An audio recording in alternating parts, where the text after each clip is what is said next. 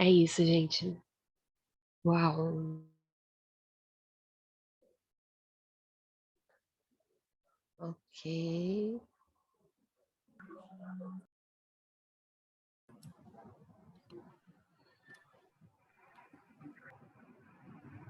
Ok. Leonardo, você quer se apresentar primeiro? Pode ser. O pessoal acho que me conhece, quem não lembra, né?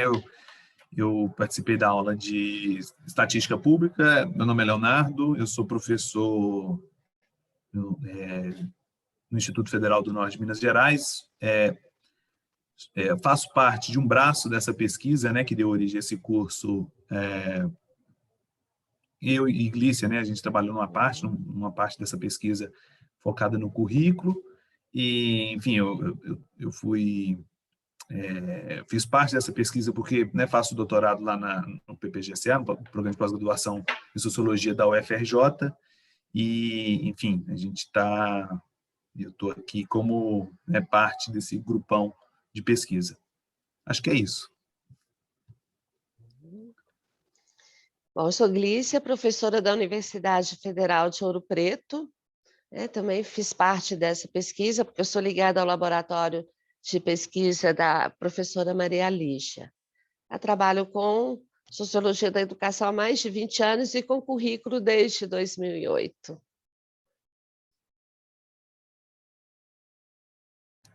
Então, eu acho que a gente pode começar, né, Pode Glícia? Pode começar, a podemos. projetar aí o... Tá aparecendo? Okay. Sim. Vou só fazer um testezinho aqui para ver se eu consigo apresentar de um jeito que eu estou pensando. Foi. Pronto, gente. Obrigada. Tá. Pode já passar para a próxima? Isso. Então, o objetivo dessa nossa conversa aqui, né, é discutir a relação entre cultura e currículo e mostrar que o currículo é o resultado de uma luta entre diversas concepções de mundo, de sociedade, diferentes teorias sobre o que é o conhecimento, como esse conhecimento é produzido, distribuído e qual o seu papel nos destinos dos indivíduos. Então, nós pensamos a nossa aula de hoje em 4, pode já passar todos os 4? Em 4, eu vou ter que usar outro aqui, porque eu não estou enxergando. Em 4 momentos diferentes. O primeiro, o significado de currículo no campo pedagógico. Em seguida, como podemos compreender sociologicamente a questão do currículo, né, o fundamento sociológico dos estudos sobre o currículo. Currículo e desigualdades e currículo no Brasil. Então, a palavra currículo, ela vem do latim, né? E significa correr, refere-se a curso, carreira, um percurso que deve ser realizado. Então, ela inclui o significado de uma ordem como sequência e ordem como estrutura. Além de expressar conteúdos de ensino, estabelece também a ordem da distribuição por aqueles que definem o curso. E perpassa uma concepção de currículo como prescrição já presente na antiguidade grega, em Aristóteles e Platão. Mas o termo currículo foi utilizado pela primeira vez em 1633 e no dicionário Oxford da língua inglesa, designando um plano estruturado de estudos. Ao longo do tempo, apareceram diferentes perspectivas, né? No campo pedagógico. Nesse primeiro momento eu estou falando do campo pedagógico, né? Com diversas definições, né, de currículo. Então, o enfoque tradicional, o enfoque progressista, o tecnicista, o enfoque crítico e o enfoque contemporâneo. Já no início, né, vou já adiantando que não é que um foi sendo substituído pelo outro. Todos eles existem ainda, né, no nosso sistema educacional. Tá? E não quer dizer que um é melhor do que o outro também. Então, o primeiro enfoque é o tradicional. Tradicionalmente, o currículo significou uma relação de matérias, disciplinas com corpo de conhecimento organizados em uma sequência lógica e com respectivo tempo de cada uma, né? Tá relacionada ao plano de estudos, um conjunto de matérias a ser ensinada num curso ou numa série, e o tempo reservado a cada uma. Nessa visão, o currículo é visto em termos de conhecimento tratado pedagógica e didaticamente pela escola e que seja aprendido e aplicado pelos estudantes. Então, as perguntas principais nesse enfoque, né, são as seguintes: o que deve conter um currículo? Como organizar esses conteúdos e qual o tempo de cada um deles? Já adiantando que a gente vai ver, né, o que nós veremos mais à frente, na parte mais sociológica, todas essas perguntas, a resposta para elas é motivo de luta por grupos sociais dentro da sociedade, ou às vezes até quando o currículo é mais flexível, o currículo oficial é mais flexível, essa luta acontece dentro das próprias instituições, né? Vou dar um exemplo para vocês. Disciplinas pedagógicas como alfabetização e letramento, em algumas instituições, elas têm 30 horas, em outros 180 horas. Por que acontece essa disparidade? Por causa da luta interna à instituição, né, entre as diversas áreas. E o grupo que tem mais poder, ele vence e ganha mais tempo dentro do currículo. Então, nessa perspectiva, o currículo implica 2 movimentos: regular a distribuição do conhecimento, né, além de estabelecer a ordem da sua distribuição. E, por outro lado, tem um papel regulador da prática, regulador do professor, daquilo que o professor faz em sala de aula, né, regulador da ação educativa, mesmo se ele for interpretável e flexível. Assim, o currículo oficial constitui-se na prescrição legal da organização das matérias, disciplinas a serem trabalhadas pela escola e demais orientações, tais como conteúdo, didáticas e avaliações. Tem um controle maior. Né? Pode deixar. O segundo enfoque, né, surgiu posteriormente, que é o enfoque que se denomina progressista.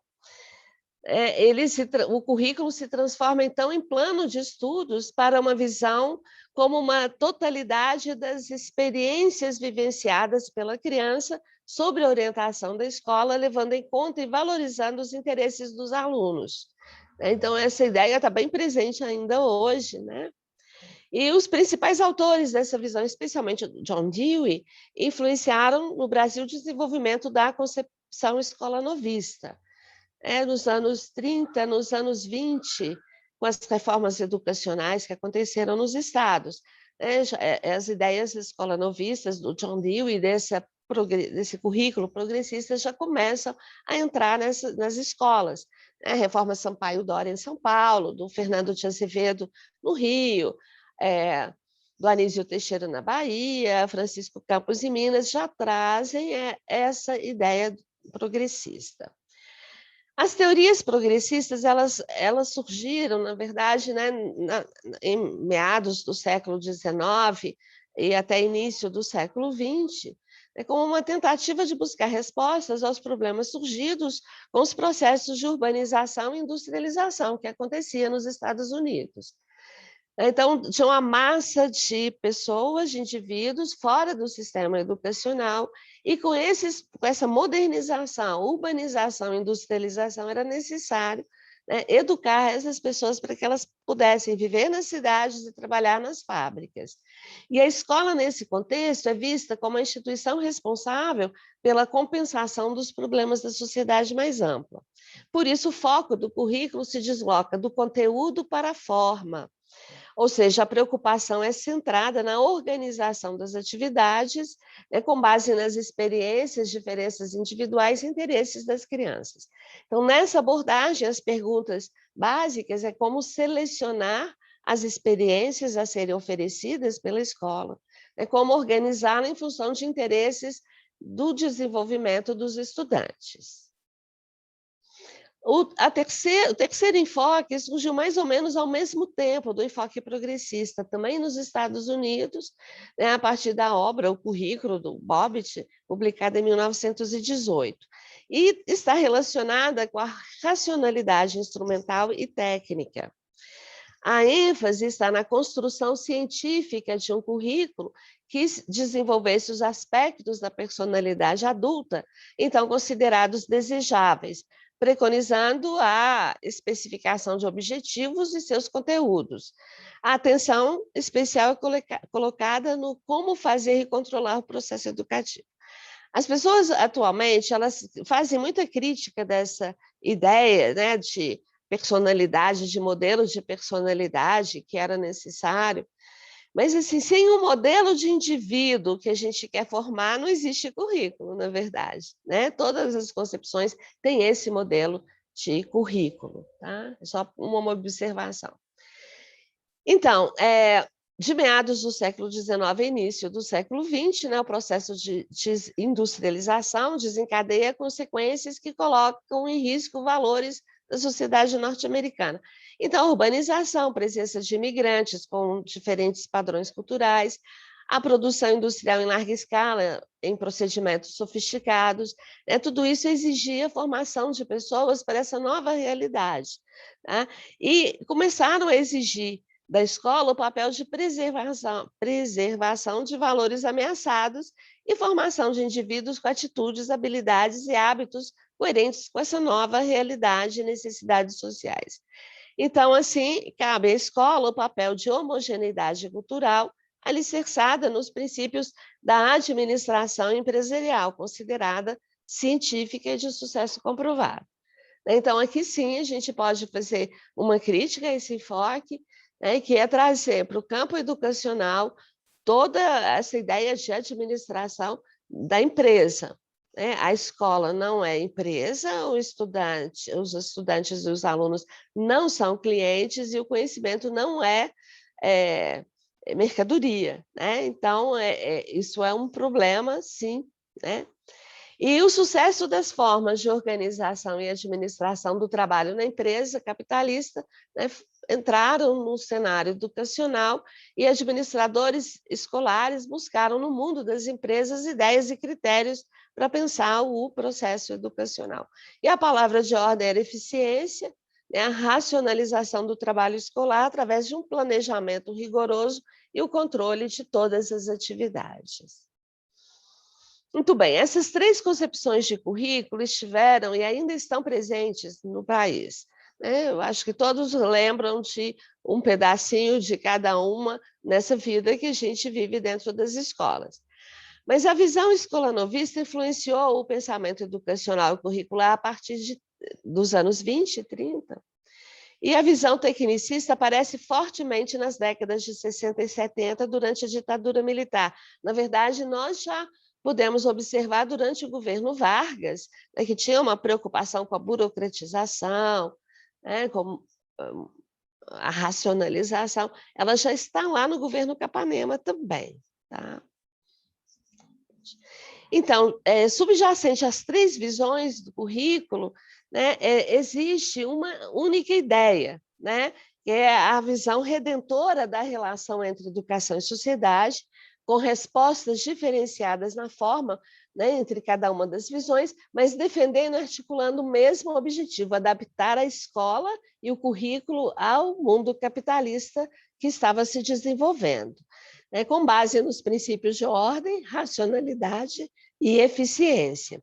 Assim, as questões centrais do currículo foram processos de seleção e organização do conteúdo e das atividades, privilegiando o planejamento rigoroso, baseado em teorias científicas do processo de ensino-aprendizagem, ora numa visão psicologizante, que é o modelo progressista do John Dewey, ora numa visão empresarial, que é o modelo tecnicista. No final da década de 60 e na década de 70, surge na Inglaterra e nos Estados Unidos um novo enfoque de currículo que tenta romper com todos os outros que vieram antes. Veja bem, Então, nós tínhamos uma influência da psicologia, uma influência da administração, no currículo, e agora o que nós temos é que, a partir da sociologia da época, então surgiu uma nova concepção mais sociológica, que tenta romper com todas as anteriores, rejeitam aquilo que eles consideravam caráter instrumental, apolítico e ateórico da teoria curricular que se desenvolveu até aquela época. O planejamento do currículo, sua implementação e controle não estavam mais no centro das atenções desse grupo. Os objetivos comportamentais e a adoção de procedimentos científicos de avaliação deixam também de ser enfatizados. Os teóricos críticos à realidade marcada pelas injustiças e desigualdades sociais empenham-se em denunciar o papel da escola e do currículo na reprodução de estrutura social. Então, estavam desenvolvendo, paralelamente a isso, toda uma sociologia da educação voltada à questão das desigualdades, e aí surge essa concepção de currículo que traz para o campo pedagógico essa reflexão sobre as desigualdades sociais. Então, duas correntes foram mais influentes, dentro desse enfoque, foram influentes no campo da teoria curricular no Brasil. De um lado, a sociologia do currículo dos Estados Unidos, de orientação neomarxista, o Apple e o Giroux eram os expoentes mais conhecidos, são os mais conhecidos. E o papel da teoria curricular nessa vertente é estabelecer relações entre o currículo e interesses sociais mais amplos, opondo-se radicalmente ao tecnicismo. Então, é um grupo que surge contra as ideias tecnicistas. Tá? A preocupação é entender a favor de quem o currículo trabalha e como fazer esse currículo trabalhar a favor de grupos e classes desfavorecidas, os oprimidos, como se falava à época. Para isso, discute-se o que contribui tanto no currículo oficial, quanto no currículo em ação, quanto no currículo oculto, para a reprodução das desigualdades sociais. Identifica-se e valoriza-se as contradições e resistências no processo, buscando formas de desenvolver o seu potencial libertador. Do outro lado, a nova sociologia do currículo, também com o Yang, o fenomenologia e marxismo, ele é super conhecido, ele levanta processos sobre o processo de seleção e organização dos conhecimentos, desmistificando ideias de objetividade e cientificidade desses processos. Discute a relação entre estratificação dos saberes escolares e estratificação social. Também aqui, o marxismo, mas nós vamos ver também em Durkheim, tem um pouco dessa ideia, no saber escolar, no conhecimento que é transmitido pelas escolas, uma estratificação que acompanha a estratificação social. Procura mostrar como o currículo, que está representado pelos conteúdos dos guias escolares, dos programas de curso, do livro didático, das lições e atividades dos professores em sala de aula, ele é perpassado por interesses de grupos, refletindo relações de poder na sociedade. Então, na atualidade, essas visões, elas continuam aí, mas a partir dos anos 90, com a globalização, onde o poder do indivíduo foi um pouco esfacelado e as pessoas se voltam para a questão identitária. Os livros do Manuel Castells mostram bem esse processo social, e a partir dos anos 90 surge uma nova forma de pensar o currículo, a partir do problema de compreender como o conhecimento é produzido em ambientes institucionais, em práticas sociais, em formações culturais e em contextos históricos específicos. É uma influência grande do pensamento pós-moderno, com ênfase na análise da relação entre currículo e construção de identidades e subjetividades. A questão da identidade surge com força na discussão da educação, na sociologia e na vida cotidiana dos indivíduos, com os processos de transformação do capitalismo, de globalização. Os autores, né, mais conhecidos do Giroux, McLaren e Popkiewicz, eles defendem que o currículo constrói identidades e subjetividades, uma vez que, junto com o conteúdo das disciplinas, se adquire na escola percepções, valores que orientam comportamentos e estruturam as personalidades dos indivíduos.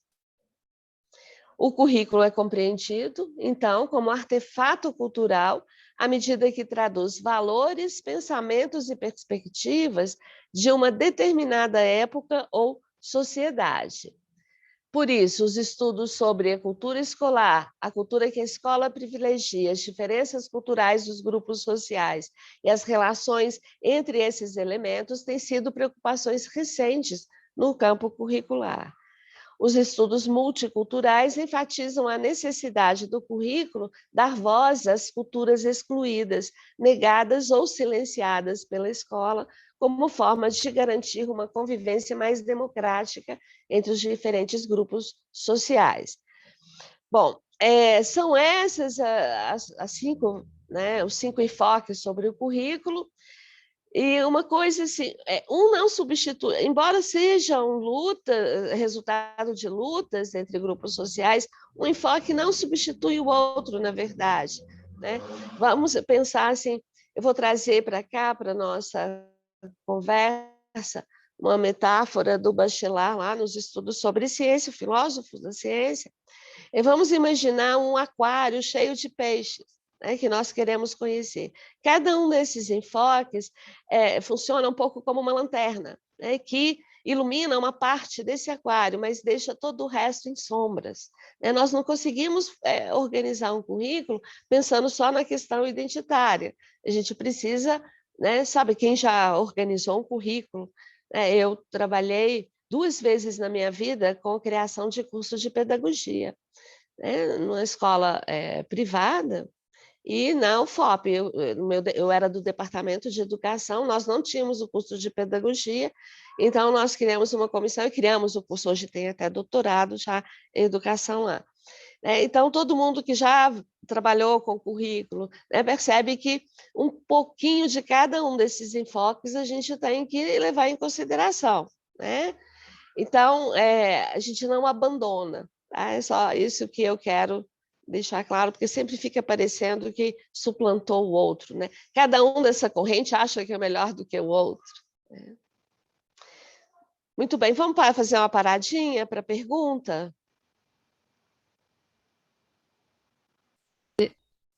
Beleza. Aqui no chat não entrou nenhuma por Não enquanto, tem, então não? se alguém quiser colocar agora, rapidinho. Por enquanto a gente... A o parte. Rosciline levantou a mão. Pode abrir? Uhum. Fala aí, então. Rosciline Nilman, então. Boa noite, novamente. Na realidade, não seria pergunta, mas apenas uma explanação de algo que é observado. A sequência que foi passada com relação ao currículo, tradicional, progressista, tecnicista, ele se alinha diretamente com as formas, os formatos governamentais do país, dentro de todo esse contexto. Com base nisso, pulando toda essa parte para trás e vindo agora um pouco para a realidade, nossa, aqui nós temos uma mudança até certo ponto radical na visão de governo. E temos um projeto como, por exemplo, o Escola Sem Partido, que traz um novo viés para a educação, que, na realidade, não muda currículo, mas muda a forma de como trabalhar em sala de aula e como ter essa visão. Com base nisso, a professora Glícia chamou um ponto aí que eu achei interessante. Escola, empresa, cliente e mercadoria. Será que essa nova visão não vai transformar a educação exatamente nisso? A escola numa empresa, o estudante numa cliente e a educação em mercadoria, com essa nova visão governamental? Sim, Mas eles não mudam o currículo, mas mudam. não é? Essa nova visão não muda, mas muda, né? Porque quando muda a prática escolar, por exemplo, o ministro da Educação que está querendo que separe as pessoas com deficiência em turmas especiais, como era muito antigamente. Isso é mudar currículo. Isso é colocar desigualdade curricular pesada, né? Você vai transformar as deficiências, não gosto muito dessa palavra, mas de forma desigual em relação aos outros, né? E sim, eu acho que esse grupo que está aí, eles têm essa visão muito clara de eles trazem, eles se chamam conservadores, mas eles são restauracionistas e não conservadores, né? Conservador é quem quer conservar alguma coisa boa que tem agora. Eles querem voltar para trás. Essa ideia tecnicista é a ideia lá dos anos 60 e 70, da ditadura militar, né? É o que move esse grupo que está no governo atualmente. Sim, né? Você tem razão. A Nilma tinha levantado a mão e a gente recebeu uma pergunta pelo chat. Aí você prefere que eu faça a Uhum. primeira do chat ou abro para a Ela Nilma? respondeu, ela levantou a mão primeiro, né? Então vai lá, Nilma, então pode falar, por favor. Boa noite, pessoal. Boa noite, Boa professor. noite. Muito obrigada, né, pelas explanações. Professora, eu queria saber a sua opinião acerca das questões, né, de identidade, subjetividade, sempre ligadas à formação docente, né, formação, e tratar mais especificamente da lei, da implementação das leis 10.639 e 11.645, de 2003 e 2008, respectivamente, e que, até o momento, temos enfrentado, né, grandes dificuldades para a implementação, em detrimento de um currículo tão hegemônico, né, com foco na branquitude mesmo, como sempre foi. Então, eu queria saber, né, da senhora, do Leonardo também, se for o caso, se esses cursos de formação de educadores não deveriam estar atrelados ou trazer nos currículos um aprofundamento de questões, de disciplinas ligadas na questão humana, na subjetividade. Porque a gente tem uma lei e o que a gente se depara com as dificuldades de implementá-la, não só em função do desconhecimento da história, né? Da história africana, da história do povo afrodescendente no Brasil, não só isso, mas é porque muitas vezes as pessoas não entendem a necessidade de trabalhar esse conteúdo em função das identidades, né, que até então foram subjugadas na nossa sociedade. Então, o que eu estou querendo perguntar é se aprofundar numa psicologia, talvez numa psicanálise, talvez numa neurociência, para entender como esses fatores estão imbricados e a necessidade de implementação dessa lei não seria um caminho. Não sei se eu consegui colocar assim a minha questão. Obrigada. Obrigada, Nilma. Olha, eu não sei se eu vou saber responder, mas assim, eu vou te responder de quem criou o currículo de cursos de formação de professores 2 vezes, né?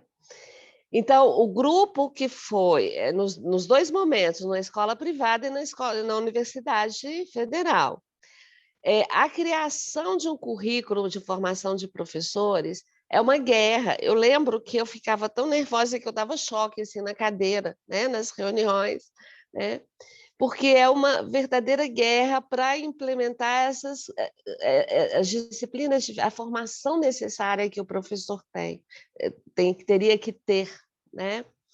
Então, ainda estamos dentro das nossas universidades federais, apesar de todo o avanço que nós tivemos nas últimas 2 décadas, na verdade, né, a partir dos anos 2000, nós ainda temos uma resistência grande à transformação do currículo de professores, de formação de professores, para enfrentar as nossas desigualdades. né, para resolver o problema das nossas desigualdades. Veja bem, eu estava no grupo também, eu sou muito antiga, né? O bom de trabalhar em Ouro Preto é que lá a gente é tombado pelo patrimônio histórico e não fica velho. Então, já tenho muito tempo, já tenho 25 anos já de sala de aula e trabalhei, ajudei também na implementação da questão das cotas dentro da universidade que eu trabalho. Então, foi lá antes do Reúne até, né, que para a gente conseguir fazer o Reúne, criar curso de pedagogia, a gente tinha que criar a questão das cotas, e criamos. Mas houve uma luta muito grande para cotas, né, dentro da própria universidade, entre professores, entre os alunos, né? E a discussão era uma discussão cheia de preconceitos. Então, esse processo é um processo muito difícil, muito longo, vai ser demorado. Eu acho que a gente não vai conseguir tão rápido, mas a gente precisa lutar para isso, né? Não sei se eu consegui te responder, né?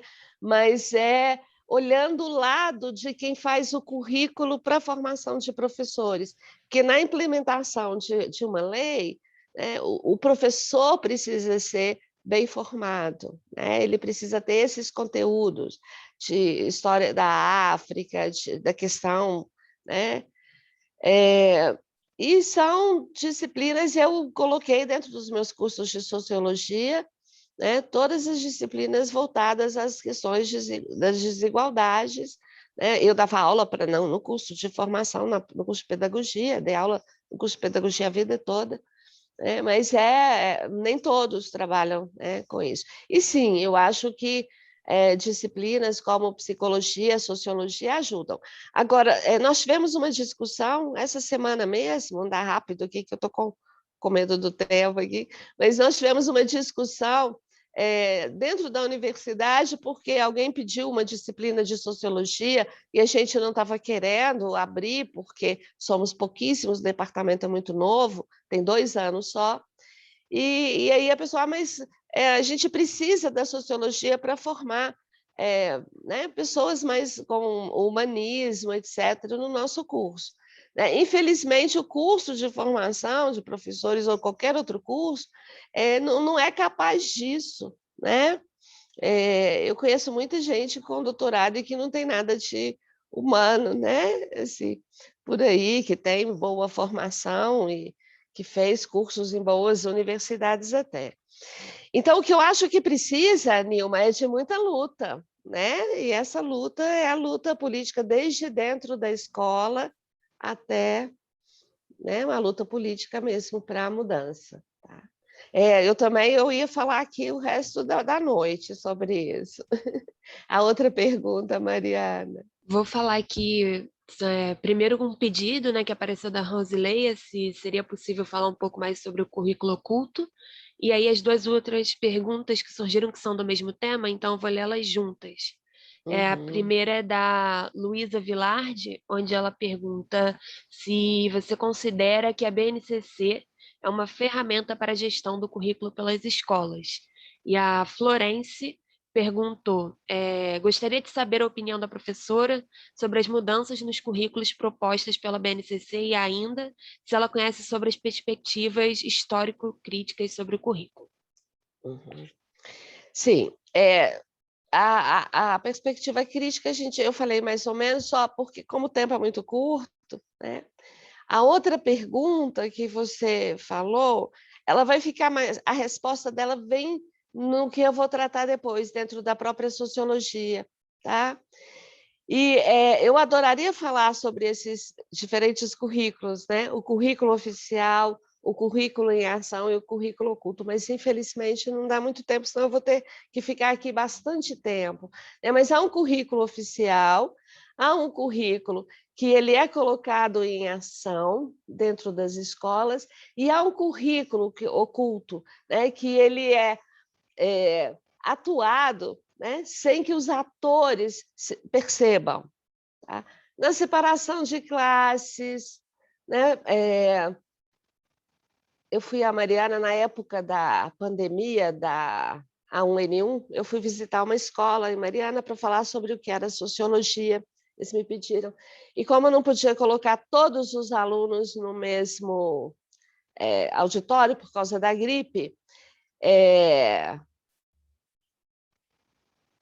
Rosângela, só vou responder. Eu vou falar das desigualdades e currículo em seguida, tá?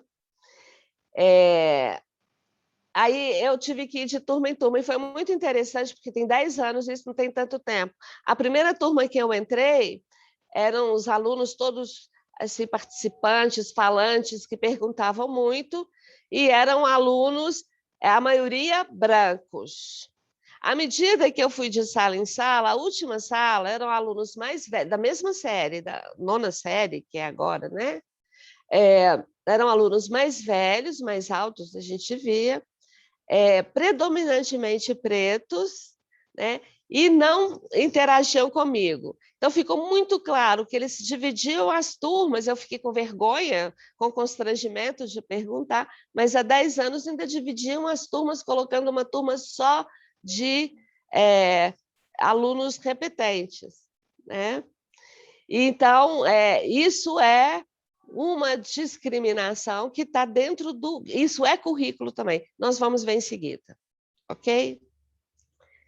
Vamos lá. Então, assim, vou falar um pouquinho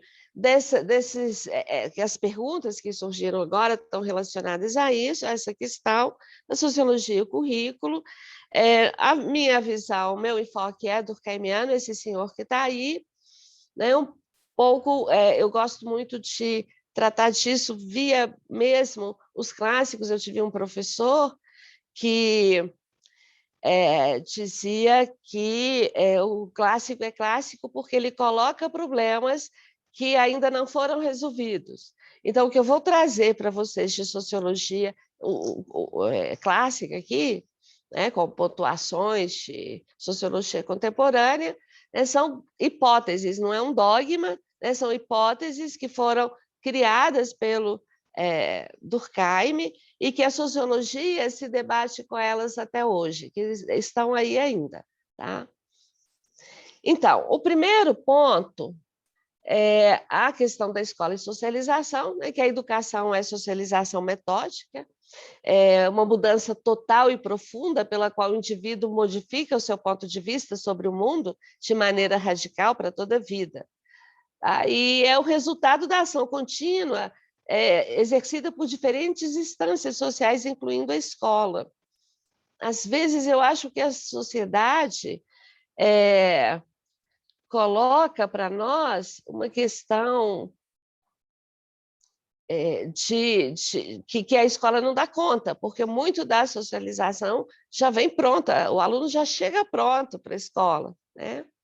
Em outros termos, a socialização é a inculcação de um sistema de ideias, de crenças e de práticas religiosas, morais, de tradições profissionais ou de classe e de ideologias.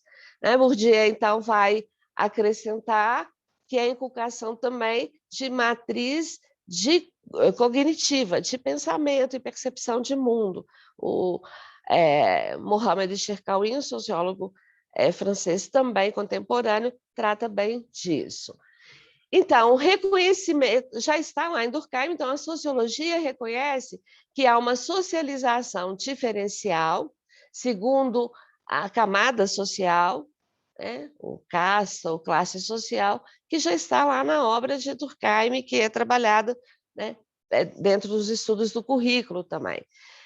Ele não mostra como podem ser reduzidas essas incoerências e dissonâncias entre valores de classe e valores de sociedade. Mas a existência das diferenças, até certo ponto, o Durkheim vai dizer que elas são inevitáveis, né, e nega a presença de divergências radicais entre os diferentes tipos de educação.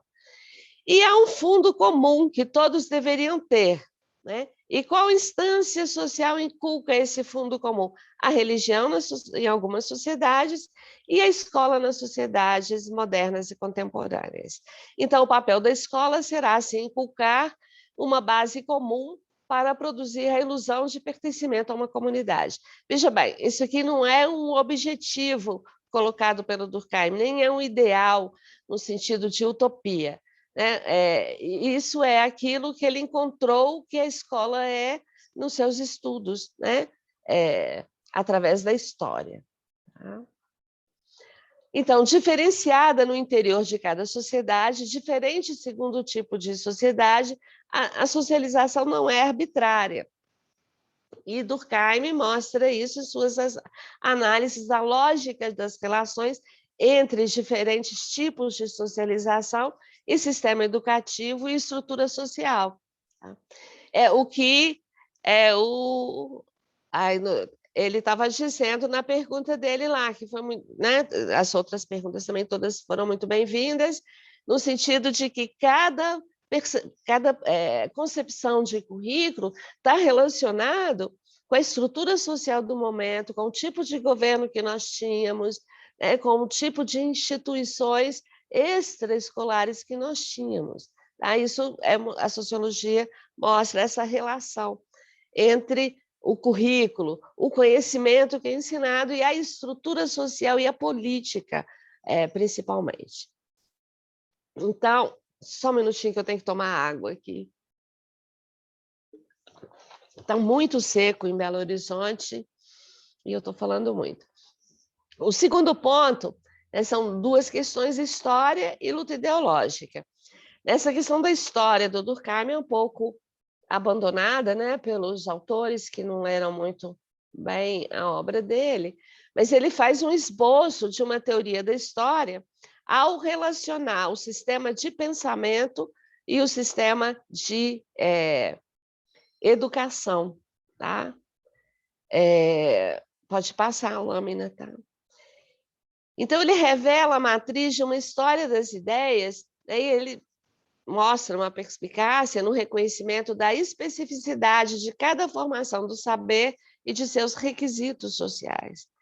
Tá? Então, assim, há 50 anos, a questão da identidade, né, a questão das desigualdades, ela não estava colocada, porque ela não estava colocada dentro da nossa sociedade muito estratificada. Não é que o problema não existia, ele não existia como um problema educacional e não existia como um problema sociológico ainda naquela época, existia como um problema do indivíduo, né? Então, ele mostra um pouco isso também, né? A sociologia mostra um pouco isso, né? E o Durkheim foi o primeiro a reconhecer essas interrelações entre mecanismos sociais e culturais. Então, o papel do primeiro como quadros do conhecimento. Então, os mecanismos sociais, os mecanismos políticos, a estrutura social, eles são quadros, né, do conhecimento que é passado pelas escolas, para os estudantes. Então, do estudo dos laços orgânicos entre instituições educativas e estrutura social, decorre, então, toda essa concepção, né, da sociologia da educação. Tá? E da organização escolar e do currículo. Bom, o outro ponto aqui é um ponto muito polêmico, toda vez que eu apresento eu quase levo pedrada. Eu até escrevi um capítulo de um livro com uma colega e escrevi isso, ela me mandou um e-mail, mas como? Mas eu provo isso, e ela ficou feliz. Né? A escola, né, o Durkheim vai mostrar, a sociologia vai mostrar a escola como instrumento de combate e como meio de dominação. Então, já em Durkheim, ele aponta a importância do sistema educativo como meio e objeto de luta de grupos sociais. Tá? Então, a luta ideológica é um dos componentes principais da definição do sistema educativo, né? Uma luta entre grupos políticos surgidos da classe dirigente para monopolizar o instrumento de socialização das novas gerações, né? De fabricação de almas, né, gente? Durkheim fala isso, né? A gente pode ver o exemplo disso agora, um tema que está me preocupando bastante, tenho estudado, que é a alfabetização, e desde que começou esse atual governo, tem 3 grupos, né, em luta em como vai ser a alfabetização das crianças. E assim, muita gente acha que é uma questão técnica, né? Não é um problema técnico, essa luta do currículo de formação de professores, que é um objeto de luta, né, política, E não é um problema simplesmente de técnica, é um problema de político, né? De luta política, de como alfabetizar as crianças. Né? Porque a técnica, mais ou menos, a gente já sabe o que funciona. Né? E ela não é comum para todos os grupos sociais, cada grupo social, cada grupo de crianças precisa de uma técnica diferente, isso já está bem pacificado. Né? Mas há uma guerra ainda sobre esse ponto do currículo. Tá? Bom, o terceiro ponto, a questão dos conhecimentos transmitidos, e é importante isso, a guerra é muito maior. E é importante essa questão porque a gente normalmente não sabe que esse conhecimento transmitido pela escola ele é desigualmente distribuído. Você tem uma desigualdade do conhecimento, né, para classes sociais. Tá? Durkheim se debruçou também sobre esse estudo, né, do conjunto estruturado de conhecimentos transmitidos pela escola e formulou um modelo complexo de sua gênese, estrutura e mudança. Então, a sociologia abre possibilidades para o estudo da relação entre o sistema de saberes transmitidos, como que se recorta, quem que recorta, qual que é o interesse desse recorte, né? A pedagogia e a organização escolar, de um lado, porque não adianta nada eu falar que eu tenho que... Alguém já falou esse comentário ali, eu não me lembro no chat, eu não me lembro mais quem foi, mas eu posso achar que a arte é fundamental na formação das crianças, eu acho. Não é? Mas a escola deixa o lugar para as artes, um lugar bem pequenininho lá, bem... para o ensino, o estudo da arte dentro das escolas. Tá? Então, a organização escolar de um lado, e a instância social extraescolar mais importante, que para a sociologia, desde Durkheim, é o poder político. Sobre essa base, podemos inferir que o controle deliberado da instituição, aqui o Durkheim não fala isso, né? A sociologia contemporânea, o Cherkaoui, né? Podemos inferir, né, que o controle deliberado da instituição escolar, considerado como uma das peças principais de dominação numa sociedade dada, exige imperativamente o domínio do conhecimento transmitido. Né? Então, é o campo de domínio da sociedade, de dominação da sociedade. E sim, o comentário é ótimo, existe uma guerra entre as diversas áreas, né, dentro de cada escola. Essa guerra, ela varia, né? Bastante de escola para escola, a escola que favorece algumas áreas. Então, depende da força política do grupo dentro de cada escola. Né? Quanto mais o currículo é flexível, mais essa guerra vai para dentro da escola mesmo. Né? E não só o tempo, né, mas o conteúdo, o tempo que se vai dedicar àquilo.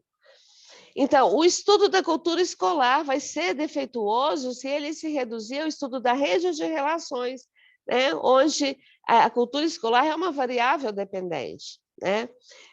Também será defeituoso se a gente não levar em consideração os casos em que essa cultura pode se constituir o determinante mais importante, tanto da pedagogia quanto da organização escolar. E aí, especialmente, o Durkheim não fala disso, né, mas isso vem com Bourdieu, com Cherkaoui, Lahire, na sociologia contemporânea, né, categorias mentais que dominará o pensamento de toda uma geração. Né? É a escola que passa, que inculca hoje essas categorias mentais, percepção de tempo, de espaço, né? São categorias básicas de pensamento, percepções da sociedade. Tá? Não é à toa que hoje está proliferando pelo Brasil todo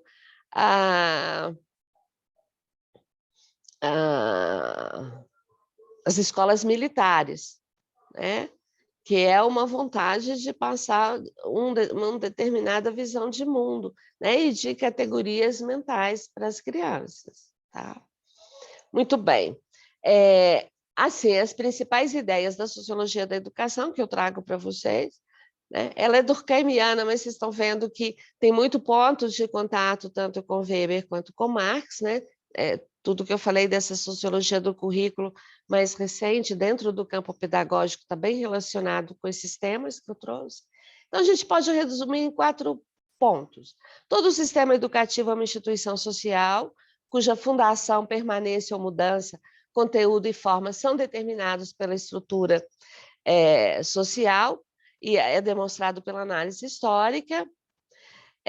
O seu fim é a socialização, né, cuja especificidades são também referidos à estrutura social, que tipo de escola, que tipo de socialização.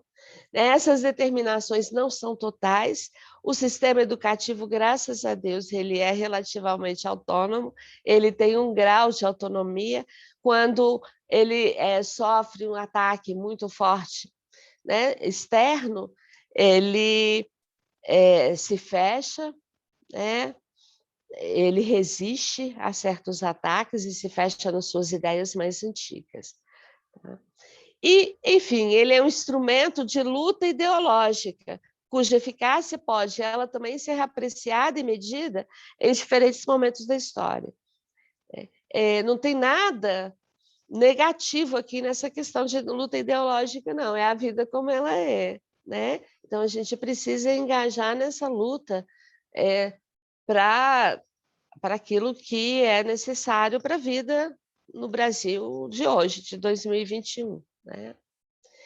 Leonardo, você quer... Bom, vou continuar, estou quase terminando. Aí, a hora que terminar essa parte, a gente passa para as perguntas. Tá? Então, aqui é um resumo. A questão das desigualdades, o Leonardo complementa quando ele for falar na parte dele. Tudo que eu vou dizer aqui já está dito lá atrás. Né? A questão das desigualdades. A questão das desigualdades se refere à diferenciação e estratificação do currículo. E a sociologia mostra que todo o sistema educacional, vou resumindo aqui para andar mais depressa, desde o início, lá na antiguidade grega até hoje, todo o sistema educacional apresenta 2 características, múltiplo e uno.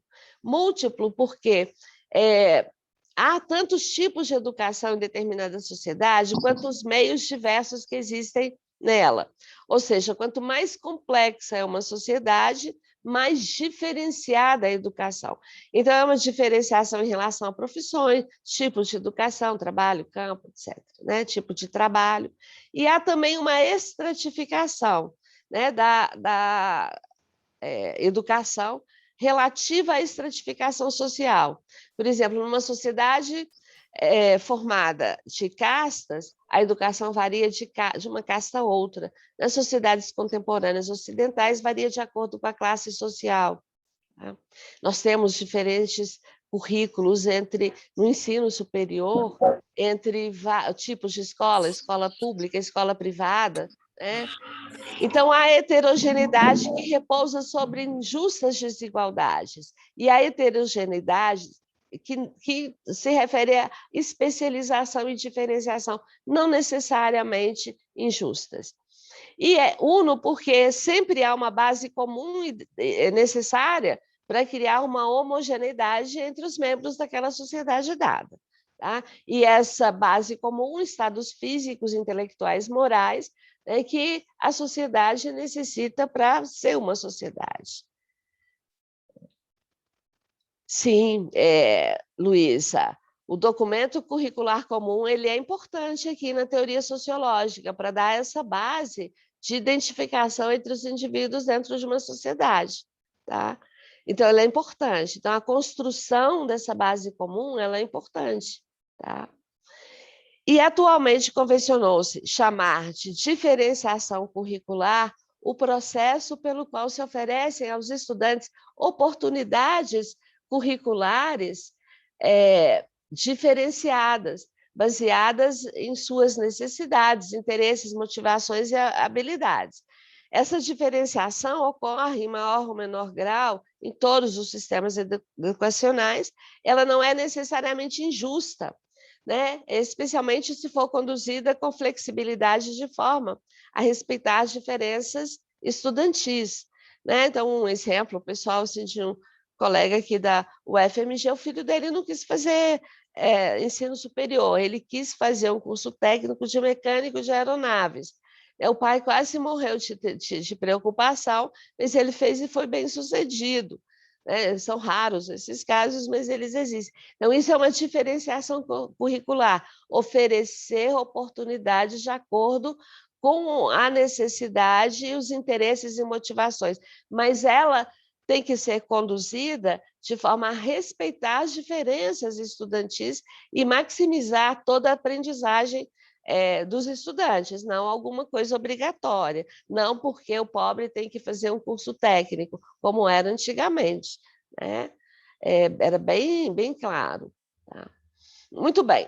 A estratificação curricular, por outro lado, é o processo pelo qual grupos de estudantes, né, por características atribuíveis como raça, gênero, né, nós estamos vendo a questão de gênero lá no Oriente Médio agora, né, etnia ou classe social, são submetidos a diferentes oportunidades curriculares com níveis variados de status e caminhos diferentes para futuros estudos e oportunidades de vida. Né? Então, eu fiz uma pesquisa há uns anos atrás, em Mariana, com os estudantes, eu entrevistei eu apliquei questionário em todos os estudantes do segundo ano do ensino médio. Eu queria saber qual que era o futuro, o que eles esperavam para o futuro próximo, qual que era o projeto de vida para o futuro próximo e para o futuro daí a 10 anos. E a diferença entre os estudantes dos distritos e os estudantes da sede de Mariana era gritante. Né? Dentro da cidade de Mariana, tanto estudantes de escola pública quanto privada tinha o projeto de fazer o vestibular, de entrar numa universidade, de seguir uma carreira profissional. Os alunos dos distritos, o projeto de vida deles era entrar no curso técnico para trabalhar nas indústrias. Né? Então, isso é uma estratificação curricular que reflete a estratificação da sociedade. Né? Os jovens do ensino médio dos distritos não viam o seu futuro, né, como uma carreira profissional, mas sim com a necessidade de busca de um emprego. Né? Então, né, também um outro exemplo, a estratificação ocorre quando estudantes de grupos sociais marginalizados são regularmente, substancialmente superrepresentados em classes especiais e aulas de recuperação e reforço. A estratificação ela é injusta porque reproduz desigualdades educacionais que, por sua vez, reproduzem outras formas de desigualdades existentes na sociedade mais ampla. E também é ineficiente, porque impede o desenvolvimento dos estudantes, né? As possibilidades de futuro, tá? Entre os estudantes. Nessa pesquisa dos alunos era muito interessante. Os meninos das escolas públicas, como os professores são poucos, eles dão aula em escola pública e privada, os meninos falavam que o professor trocava de roupa, ia todo arrumado para dar aula na escola privada e ia de qualquer jeito dar aula na escola pública. Não sei se isso é verdade, mas é a fantasia deles de como o que eles recebiam na escola era de segunda categoria. Né? Muito bem. Terminando aqui, né, a diferenciação e estratificação abrange uma ampla gama de práticas, né, desde agrupamento de alunos em salas de aula, por habilidades no extremo, até a diferenciação curricular entre escolas em outro extremo. Nossa, eu falei demais. Leonardo.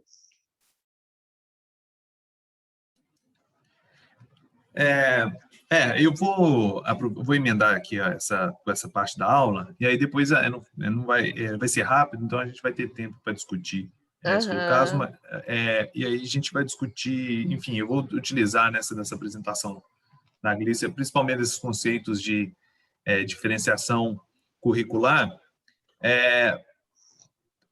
para analisar, enfim, a base curricular no Brasil e como é que ela produz espaços diferentes, né? E, por sua vez, esses espaços diferentes pode se tornar desigualdades, né? As diferenças podem se tornar desigualdades. Então, o objetivo aqui dessa segunda parte vai ser bem rápido, eu espero não alongar muito, é analisar a estrutura legal do currículo no Brasil, em nível nacional, e os impactos sobre a diferenciação educacional. Então, é justamente isso, ver como essa estrutura legal pode produzir espaços onde possíveis estratificações podem acontecer no sistema educacional, que, enfim, eu acho que vocês, né, o pessoal que está frequentando o curso, tá muito, acho que já está mobilizando esses conceitos, já tem contato com esses conceitos há um tempo. Então, o conceito-chave que eu vou utilizar para leitura dessa base dos currículos do Brasil vai ser esse de diferenciação curricular, né? E eu vou utilizar a diferenciação curricular para entender o currículo como uma organização formal. Eu vi que no chat apareceu, né, a pergunta sobre outras formas de currículo, e eu vou tratar especificamente dessa organização formal, administrativa, oficial. E aí, enfim, até por uma questão de tempo, de simplificação e para, né, cobrir os diferentes contextos de quem está frequentando o curso, eu vou tratar do âmbito nacional. Mas é claro que há formas de organização formal, administrativas, do Estado, do município, né, vocês conhecem, do nível escolar, dos projetos pedagógicos, enfim, há diferentes níveis. Eu vou tratar aqui do nível nacional. E aí, reforçando, né, o que a Glícia vem falando, que o currículo, apesar de, pode ser que, né, o senso comum leve diretamente o currículo a pensar em conteúdos, ele não está restrito a isso, né? O currículo define, de forma administrativa, oficial, ele também define quem deve ter contato com determinado tipo de assunto e quando esse contato deve ocorrer na vida do estudante, né? Então, o que eu vou tratar aqui como diferenciação curricular, nesse contexto específico de análise dessas bases legais, é a diferenciação curricular como diferenças sistemáticas em diferenças sistemáticas da estrutura e que define ou que limita a forma como os estudantes experienciam o currículo, né? Para os estudos de desigualdade, isso aí é relevante, porque, em alguma medida, né, como a Glícia trouxe a partir do Durkheim, essas diferenciações curriculares elas podem produzir desigualdades, ou conforme uma literatura mais contemporânea, ou dependendo da abordagem, essas diferenciações curriculares podem reproduzir ou podem atenuar desigualdades, enfim, vai depender de onde você olhar, né? Então, há uma discussão bem específica sobre isso, que eu acho que vocês tiveram contato ao longo do curso, né? E aí, para fazer isso, essa análise, essa estrutura, eu vou utilizar de uma simplificação, uma dicotomia, com base no conceito clássico da sociologia, que é os conceitos de agência individual, agência dos indivíduos, um nível mais individual de análise, e um conceito de estrutura. É um dilema clássico, né, da sociologia, essa tensão entre a agência dos indivíduos em sociedade, como tensionar isso, qual o enfoque, né, que cada um vai dar, cada autor, cada abordagem vai dar a cada uma dessa dicotomia, se foca mais em estrutura ou se foca mais na agência. Eu vou dizer depois por que é uma simplificação, mas nesse caso específico eu estou chamando de estrutura essa parte legal do currículo, desde lá da Constituição de 88, eu vou falar até a BNCC de forma bem resumida, eu utilizei isso como exemplos, não são os únicos marcos legais, obviamente. Então, isso seria uma estrutura, né, que limita ou que baliza as iniciativas individuais, essas agências individuais. Né? A gente poderia identificar a diferenciação curricular como parte dessa estrutura, que é inerente, né, a qualquer sistema educacional. Todo sistema educacional moderno vai ser diferenciado, né? Então, ele seria essa estrutura. E aí, a trajetória de cada estudante dentro dessa estrutura seria essa parte da agência individual. O que eu estou chamando de agência individual é aquelas escolhas dos estudantes, as estratégias que eles usam, os instrumentos, quais caminhos eles tomam, enfim, seria isso. Depois eu vou mostrar por que seria uma simplificação essa dicotomia, tá? É só para fins didáticos aqui, para fins de explanação. Então, essa forma de diferenciação na literatura contemporânea, ela é analisada de várias formas e está presente em diversas dimensões da educação. Uma forma de categorizar, para ajudar aqui, eu vou usar uma dessas referências que está embaixo, eu usei 2 referências para montar essa chave de leitura, que são neo-durkheimianos, eu acho, pode dizer assim, eles estão puxando lá de Durkheim, analisando a educação contemporânea. Uma dessas formas de categorizar essa diferenciação do currículo seria entre uma organização vertical do currículo e uma organização horizontal. Isso acho que aparece pela primeira vez nesse autor que tem embaixo, acho que o Sorensen. Eu não sei se é assim pronunciar o nome lá dos países nórdicos, norueguês, não sei. Então, ele explica, né, ele vai tratar essa organização da educação, a organização das diferenças curriculares a partir dessa distinção entre uma organização vertical do currículo, que seria os níveis de ensino. O ensino fundamental, o ensino médio, o ensino superior seria uma forma de organização vertical do ensino. As séries ou ciclos poderiam também ser parte dessa organização vertical do currículo. Uma organização horizontal são as diferenças internas a cada um desses níveis, né? Seria uma escada, né? Uma escada, que cada degrau é um nível. Dentro de um degrau você tem diferenças, né? Então, seria essas diferenças horizontais.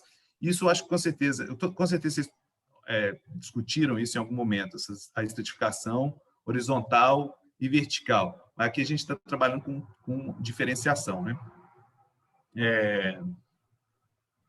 Estou vendo aqui.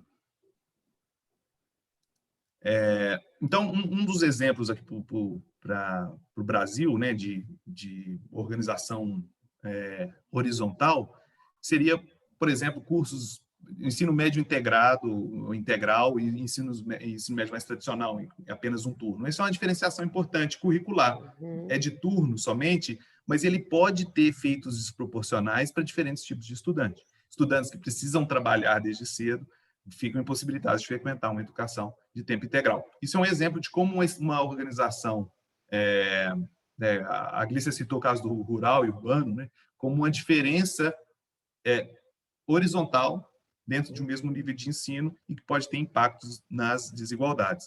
Dentro do ensino médio também a gente tem escolas particulares, escolas públicas. Dentro das públicas a gente tem federal, municipal, estadual. Dentro das federais, por exemplo, você tem outras dimensões de organização horizontal, né? As escolas militares do Exército, o Pedro II no Rio, os institutos federais espalhados no Brasil, os institutos federais urbanos e os rurais, e aí a gente vai para uma série de diferenciações. O que eu quero reforçar com isso? Que essas diferenças horizontais, elas estão ligadas às diferenças verticais, por exemplo, em qual nível, em qual espaço do ensino médio você vai ocupar, depende, em grande medida, da sua trajetória no nível anterior, e elas combinadas, essas duas dimensões, geram currículos que podem, né, potencialmente, ser altamente diferenciados e, por um lado, pode ser encarado como a necessidade de atender diferentes demandas,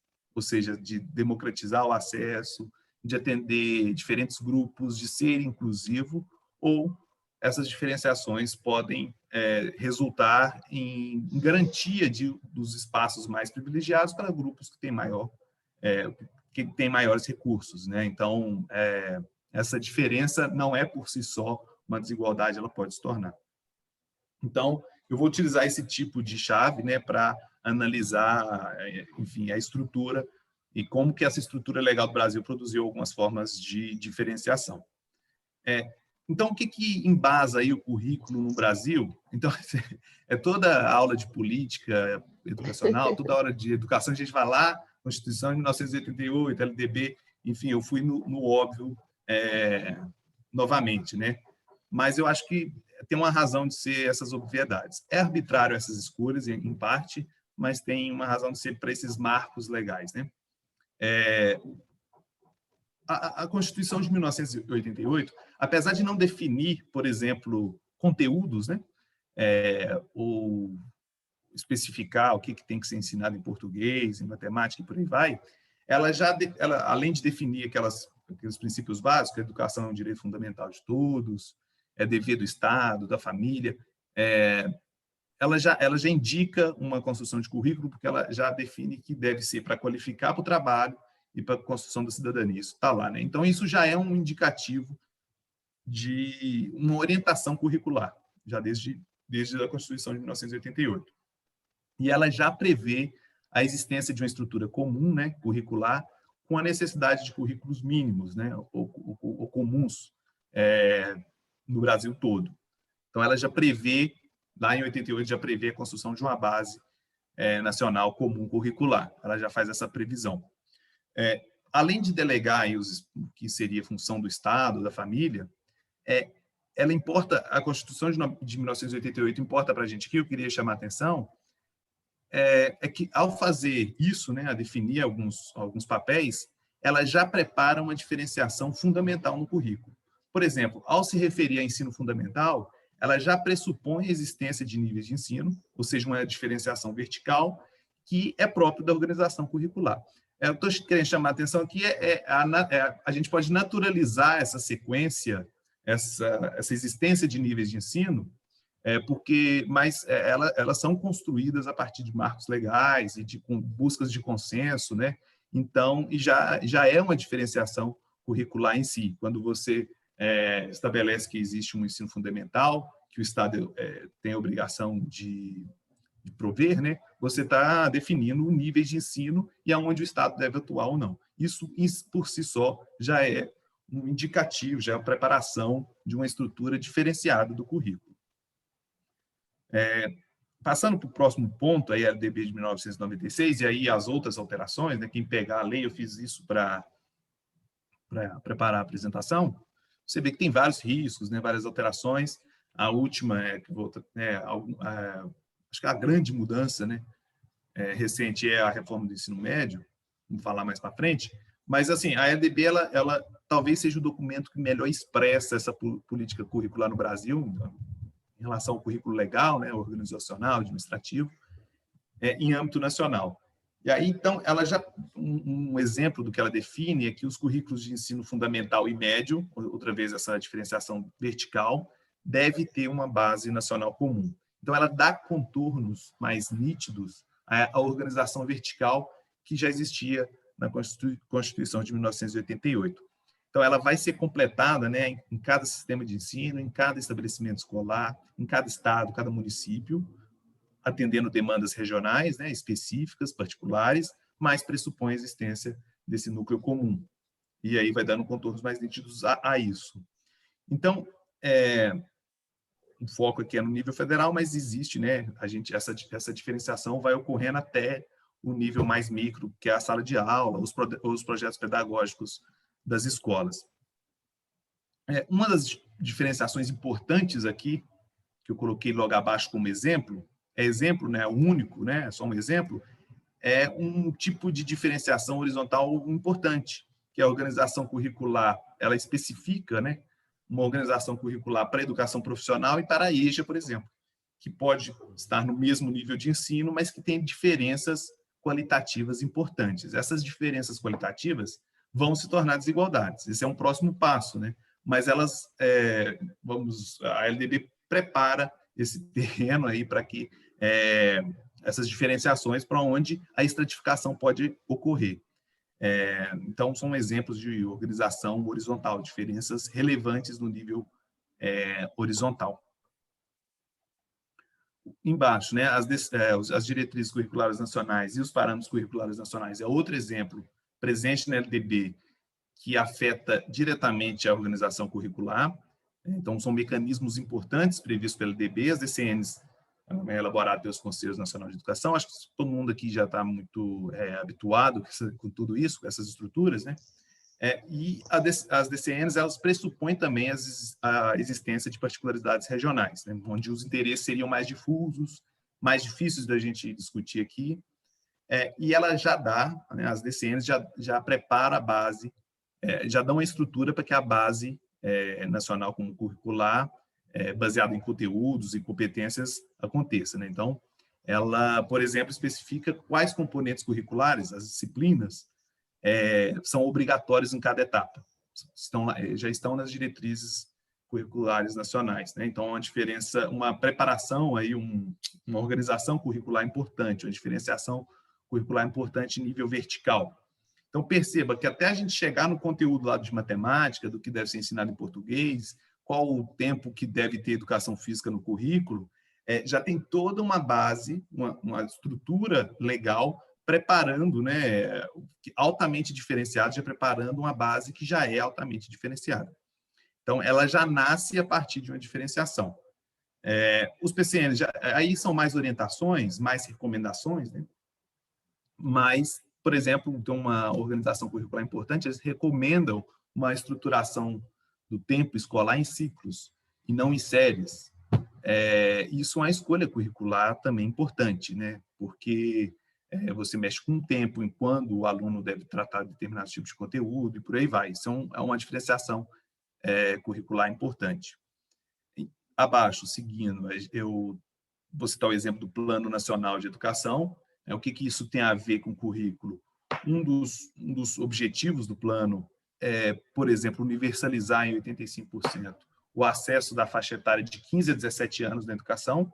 Isso tem um impacto direto sobre as desigualdades, que é, por exemplo, ao dizer isso, eu estou querendo universalizar o ensino médio, né? Essa de 15 a 17 anos é a universalização do ensino médio.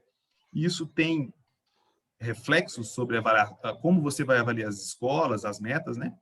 E sobre quem deveria ou não estar na escola. Nos estudos sobre estratificação do sistema, em uma das aulas isso foi discutido, tem uma hipótese de que, quando o nível de ensino é universalizado, isso pode fazer com que essas diferenças horizontais dentro de um mesmo nível se tornem mais relevantes do que aquelas verticais.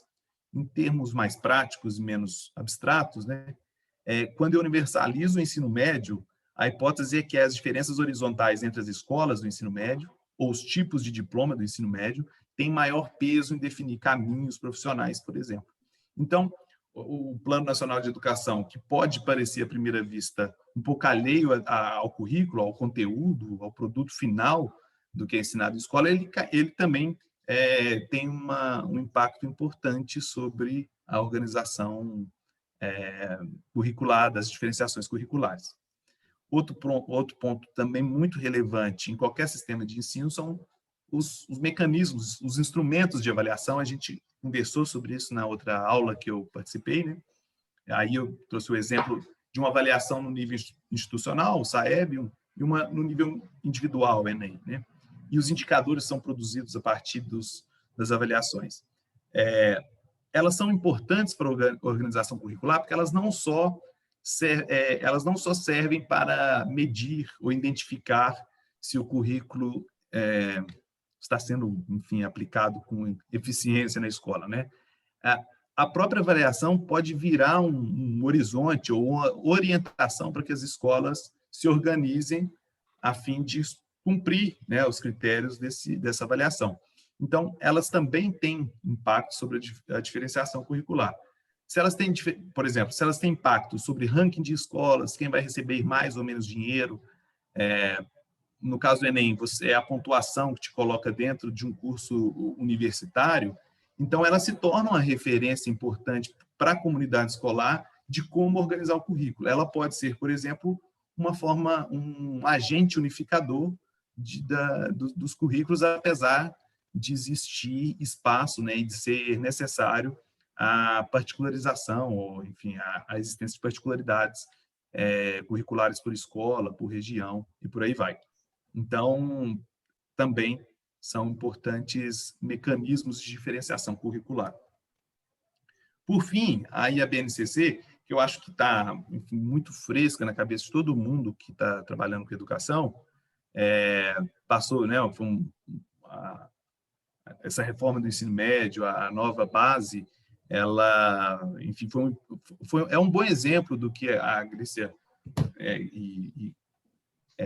apresentou a partir do Durkheim, de como o currículo é um espaço de guerra, de disputa e, enfim, de tensionamentos. Eu não tenho condições aqui de avaliar a efetividade da base, ou se é uma política pública eficiente ou não, mas nesse ponto, né, de construção da base, o que eu queria chamar a atenção é que ela já surge em uma estrutura legal que já pressupõe uma série de diferenciações, sejam horizontais e sejam verticais.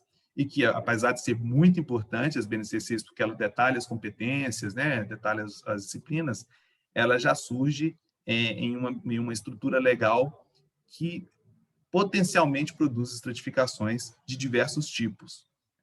Então, um dos principais pontos, eu lembro, de debate sobre a base era o impacto disso na realidade escolar, né? E se ela privilegiaria, né, escolas com mais recursos em adaptar-se a um currículo mais flexível e tal. Então, é uma discussão relevante, não é isso que eu não estou dizendo que não é, mas estou dizendo que há uma estrutura anterior que já preparava o terreno, que já se diferenciava em diversos tipos, né, diversos tipos de diferenciação.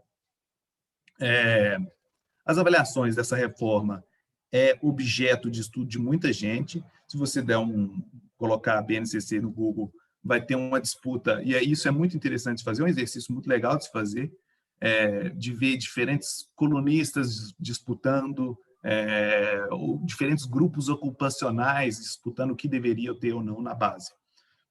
Ainda precisamos de tempo, de mais pesquisas na área da sociologia para, enfim, analisar quem estava presente nessas batalhas, quem participou, quais os principais tensionamentos, os principais atores, mas, assim, a base dessa abordagem sociológica, eu acho que Durkheim pode ser um caminho importante, acho que isso que é relevante falar aqui.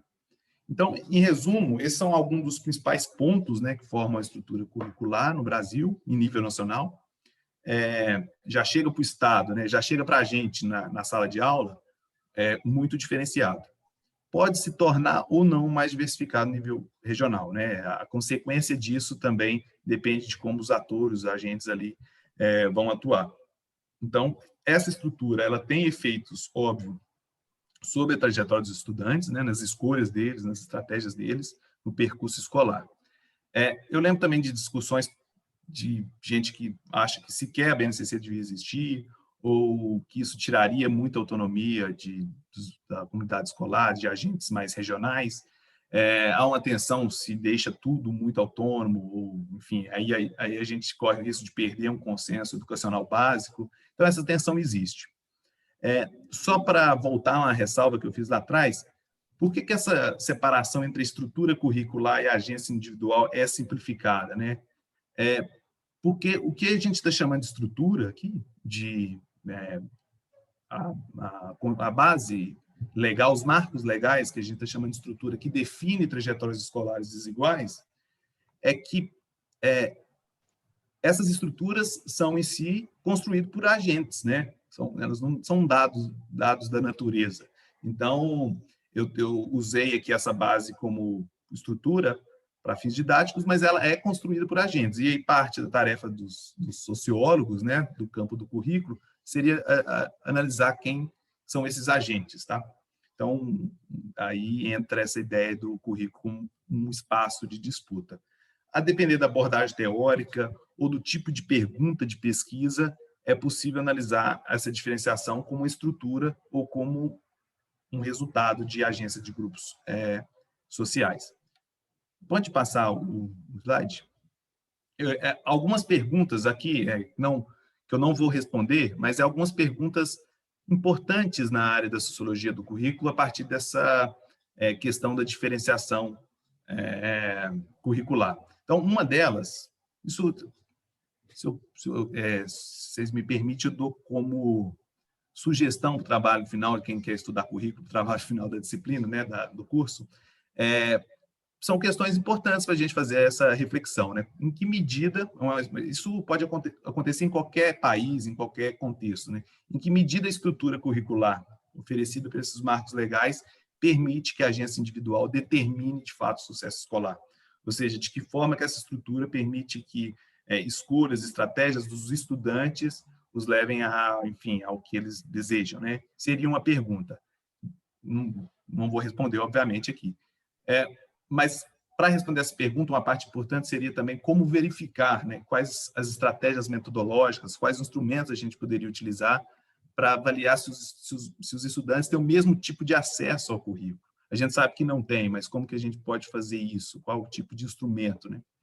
E, por fim, isso tudo depende também de um problema grande da sociologia, que é quais são os efeitos da escola e quais são os efeitos de origem social. É possível separá-los? Eu vou dar um exemplo aqui, só para não parecer que eu estou dizendo que estudar a diferenciação curricular vai resolver todos os problemas da desigualdade no mundo, né? Um exemplo é uma pesquisa, essa pesquisa foi replicada em diferentes contextos, mas eu tenho específico caso dos Estados Unidos, não conheço no caso do Brasil, que avaliou como dentro de um mesmo contexto escolar, estudantes de diferentes níveis socioeconômicos desempenharam de forma, no final do ano letivo, desempenharam de forma equivalente em instrumentos de avaliação. Então, assim, a escola ali parece como um equalizador, pode parecer como um equalizador dessas agências individuais. Mas em experimentos, né, que fizeram aplicação desse mesmo tipo de instrumento de avaliação, depois das férias escolares, depois de meses em que os alunos passaram longe da escola, um instrumento semelhante foi aplicado e as diferenças de origem socioeconômica voltaram a aparecer. O que isso indica? Que a escola tem um efeito importante, mas esse efeito é limitado por conta de onde esses estudantes estão e por aí vai. Isso é só para reforçar que, enfim, a gente também não pode dar para o currículo toda a responsabilidade, da diferenciação curricular toda a responsabilidade, todos os efeitos de estratificação relacionados à educação. Bom, eu acho que é isso. As referências no final, mas é isso. Estou aberto aí, aberto às questões. Bem, surgiram algumas questões aqui pelo chat, eu posso começar com elas. 3 pessoas perguntaram. A primeira foi a Érica. Ela perguntou: vocês costumam usar o Bernard Charlot nessas discussões? E fez uma outra depois, que é: a diferenciação horizontal também seria relacionada à formação docente? E aí eu não sei se vocês preferem que eu faça em blocos assim, aí vocês respondem, ou se eu Não, coloco... tá bom assim, em bloco. Beleza, então. Leonardo, com você. Não, Tá. só do Bernard Charlot, não é uma referência bibliográfica para a sociologia nossa, né? Ele está bem mais dentro da área, do campo pedagógico, né? Mas é uma bibliografia que eu conheço. Agora é com você. Eu não conheço. Eu sei quem é, eu já ouvi falar, mas eu não conheço a obra. Mas já está anotado. Em relação à formação docente, é isso? Formação docente e estratificação horizontal? Bom, aí seria um tipo de estratificação, talvez, lá no ensino terciário, né, no ensino posterior. Mas a formação docente está inserido nessa... Está inserido nessa organização curricular, nessa diferenciação curricular e a estratificação curricular. Acho que tem alguns trabalhos, inclusive, que foram citados durante o curso, que mostram, por exemplo, que caminhos, quais os tipos de estudantes escolhem licenciatura, né? É uma área que, enfim, atrai estudantes, em geral, de origens socioeconômicas mais baixas, né, em comparação a outros cursos. Então, a formação docente, claro, é um tipo de diferenciação importante e que também produz ou recebe, enfim, está relacionado com as desigualdades de alguma forma. Isso é importante frisar. E dentro das licenciaturas você vai ter distinções importantes, vai ter cursos mais masculinos, cursos mais femininos, você vai ter cursos com maior presença de estudantes oriundos de escola privada, escola pública, estudantes vindos do interior. Eu acho que isso isso em tanto nas universidades públicas quanto privadas, você consegue notar diferentes perfis de formação docente. Acho que você quer contribuir, Glícia? Não, eu acho que é isso mesmo. Ficou corretíssimo. Eu vou aqui ler então a segunda, da Antonieta. ela mandou: o núcleo comum proposto atualmente pelo MEC através da BNCC pode ser entendida como importante para balizar o ensino nas escolas públicas e privadas? E depois ela mandou ainda sobre a BNCC.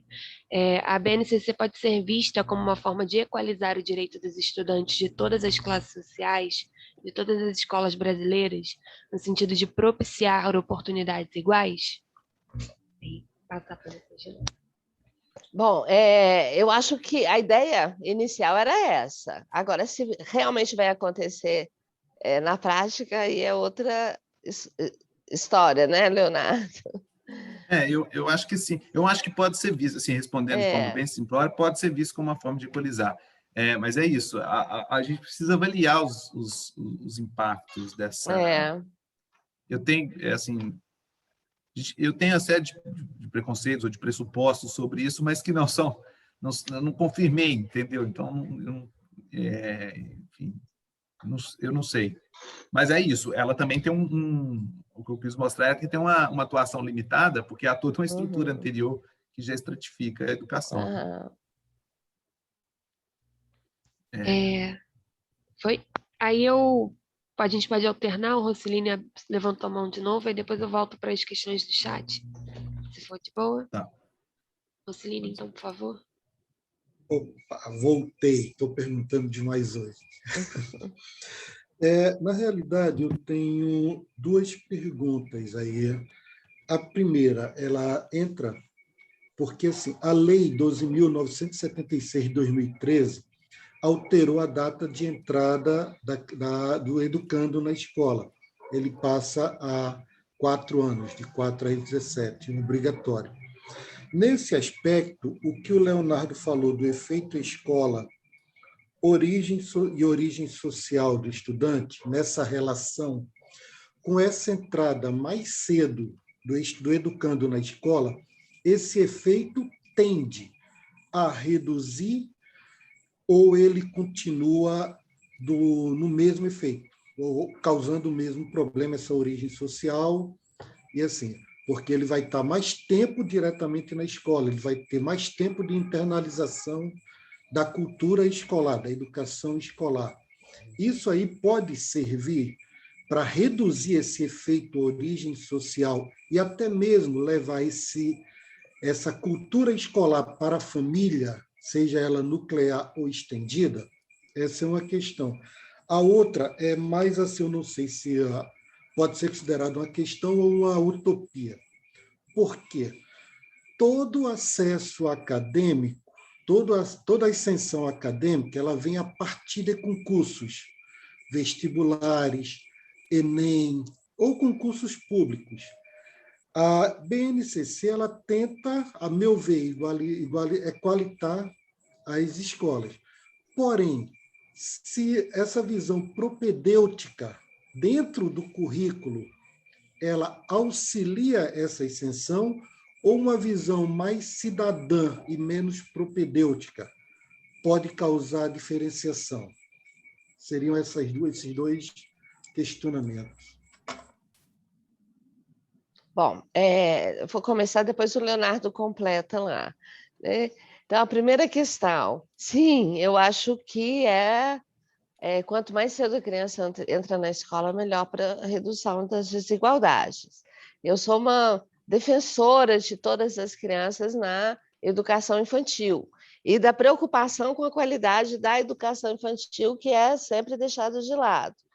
Porque a entrada mais cedo, sim, vai ajudar a levar para a família aquilo que o próprio núcleo familiar não tem, né? E a segunda, deixa eu ver se eu lembro, que eu achei muito interessante também, e que eu acho que é uma dúvida que você coloca de dois lados, é o tipo de ensino mais para formar mais a cidadania e o outro mais propedêutico, né? Eu acho que é interessante os dois, mas se você focalizar na cidadania, você vai aumentar as desigualdades, talvez, em relação ao conhecimento anterior, que ele é desigual, né? Agora, deixa para o Leonardo. Não, eu acho que é isso, Ulisses. Eu acho que eu iria para esse caminho. Em relação à entrada mais cedo, é isso, né? Isolando todos os, né, as variáveis, a tendência seria diminuir as desigualdades, eu imagino. Sobre a BNCC, essa questão da cidadania, eu tendo a achar que, assim, de novo, há uma estrutura desigual escolar onde a BNCC é implementada, né? Então, você pode até mudar o enfoque mais da cidadania, mas não sei se o efeito da BNCC é limitado, né? É isso que eu queria dizer, apesar de ser importante.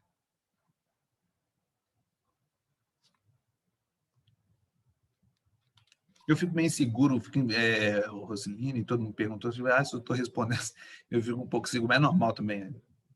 Não, mas são boas provocações, achei as perguntas. São ótimas, As respostas foram excelentes.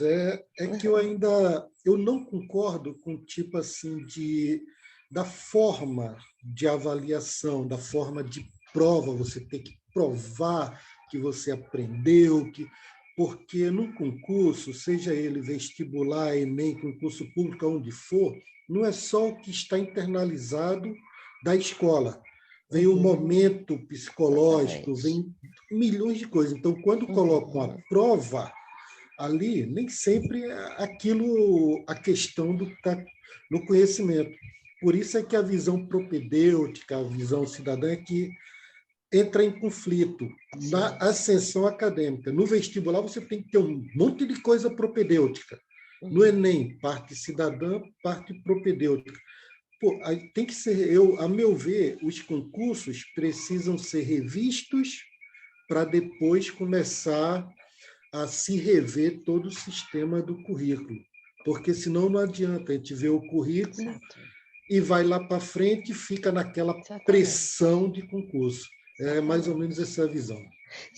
Você tocou num ponto importantíssimo. Veja bem, nós temos uma teoria de currículo sendo passada para os professores, na formação de professores, até na formação continuada pelo MEC, essa mesma visão, que eu já fiz essa pesquisa.